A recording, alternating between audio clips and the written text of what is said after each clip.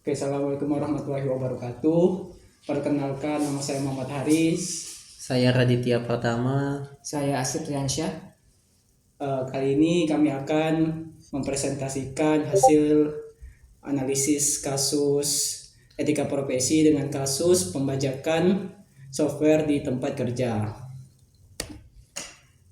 Dalam kasus ini, kami berperan sebagai seorang intern atau mahasiswa magang yang baru bergabung. Kami mengetahui bahwa perusahaan tempat kami magang menggunakan software bajakan. Sebagai intern, kami merasa tidak nyaman. Tapi jika kami melapor, hal ini bisa mempengaruhi penilaian magang kami.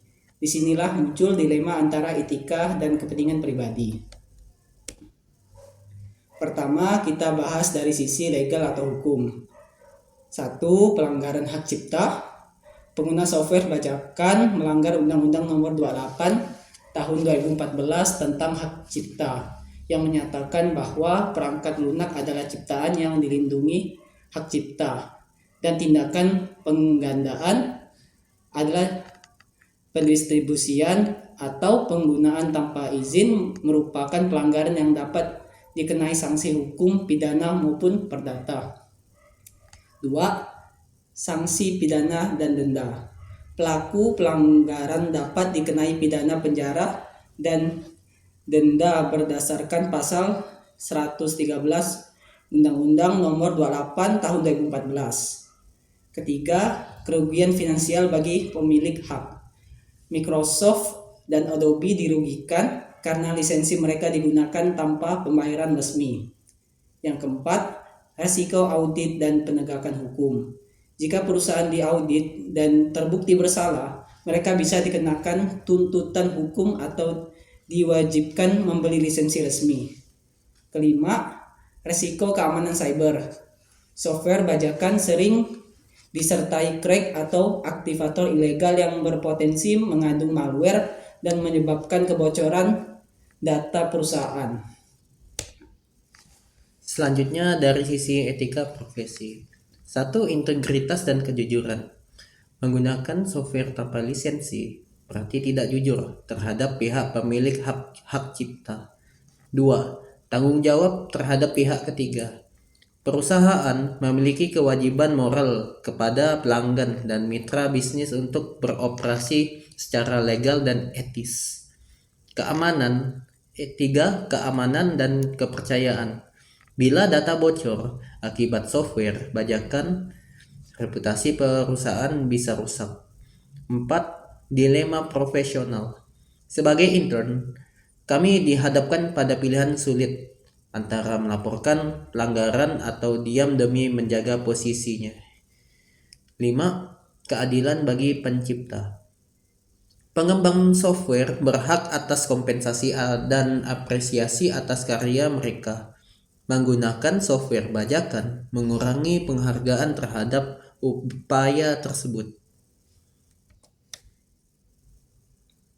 Ada beberapa opsi yang dapat dilakukan oleh intern dan dalam kasus ini. Yang pertama, diam dan tidak melakukan apa-apa.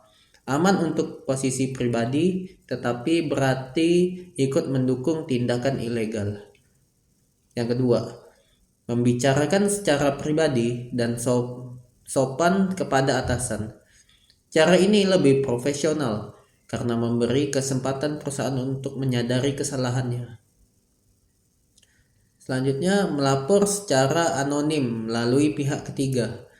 Bisa menjaga keamanan pribadi, tetapi efektivitas tergantung mekanisme pelaporan.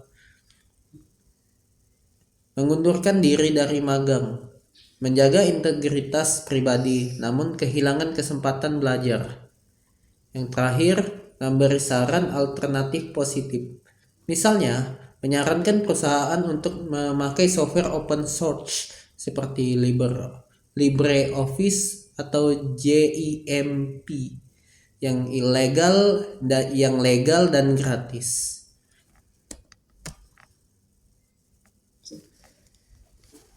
Jika kami berada dalam situasi tersebut, kami akan memilih opsi nomor 2 dan 5, yaitu membicarakan masalah ini dengan sopan kepada atasan dan menawarkan solusi alternatif berupa penggunaan software legal yang gratis. Karena cara ini menunjukkan sikap profesional, beretika, dan tetap menjaga hubungan baik tanpa harus menimbulkan konflik atau kerugian bagi perusahaan.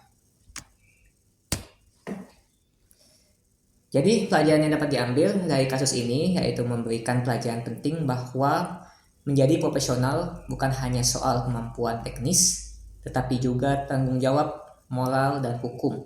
Etika kerja yang baik akan membangun kepercayaan, reputasi, dan keberhasilan jangka panjang dalam dunia profesional. Jadi untuk kesimpulan, apa yang dapat kita simpulkan hari ini? Yang pertama, penggunaan software bajakan merupakan pelanggaran hukum dan etika profesional yang dapat merugikan banyak pihak, baik pemilik hak cipta maupun perusahaan sendiri. Kedua, dalam menghadapi dilema seperti ini, seorang profesional harus menjunjung integritas, kejujuran, dan tanggung jawab moral, meskipun ada risiko terhadap posisi pribadi. Ketiga, sikap yang paling bijak adalah menyampaikan masalah dengan sopan dan menawarkan solusi legal, seperti penggunaan software open source agar perusahaan tetap efisien tanpa melanggar hukum. Oke, mungkin hanya itu yang dapat kami presentasikan, kurang lebihnya mohon dimaafkan. Kami tutup. Assalamualaikum warahmatullahi wabarakatuh.